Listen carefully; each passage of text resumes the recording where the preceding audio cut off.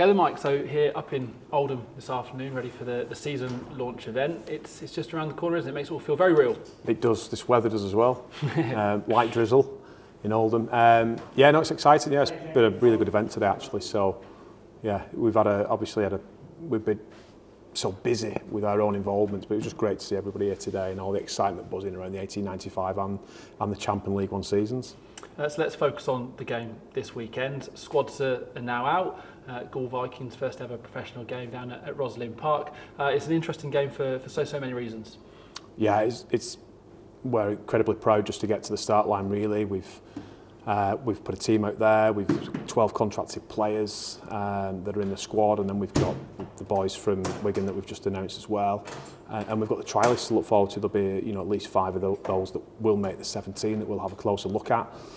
It's the first time we'll have seen them. We've not had a friendly or anything like that. So a really exciting game. We're excited to see our established players step up, which I'm sure they will. They've been fantastic in the close season, understanding our difficulties and understanding how we have to build and recruitment issues, financial issues. But excited to see how they go. They've been training well. Excited to see the trialists. 1 or 2 of the younger boys that we've kind of added to the squad this year as well. So excited to see what Goole bring as well. I watched their game against Featherstone in a lot of mud. We'll be on a fast track at Rosslyn Park. So exciting day all round. Yeah, so obviously you mentioned the established players that obviously we've retained.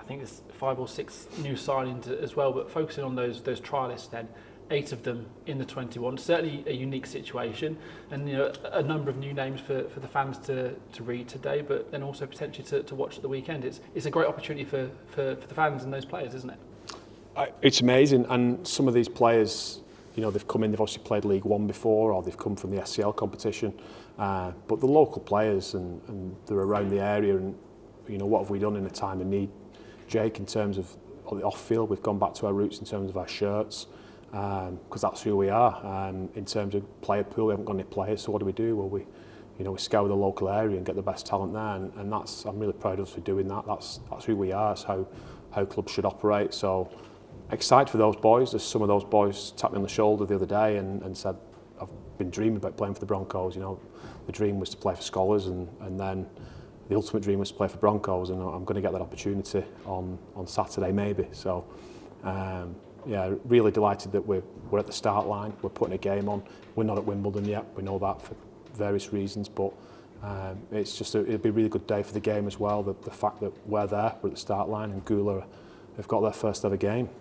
And then just lastly, I know it's something you've spoken about, but just to kind of reiterate in terms of where the club is at and how you kind of plan to build through the season. Yeah, we're going to have to build through the year as investment kind of comes in. The important word to use is stabilising. So we've stabilised over the last couple of months and been able to pay salaries.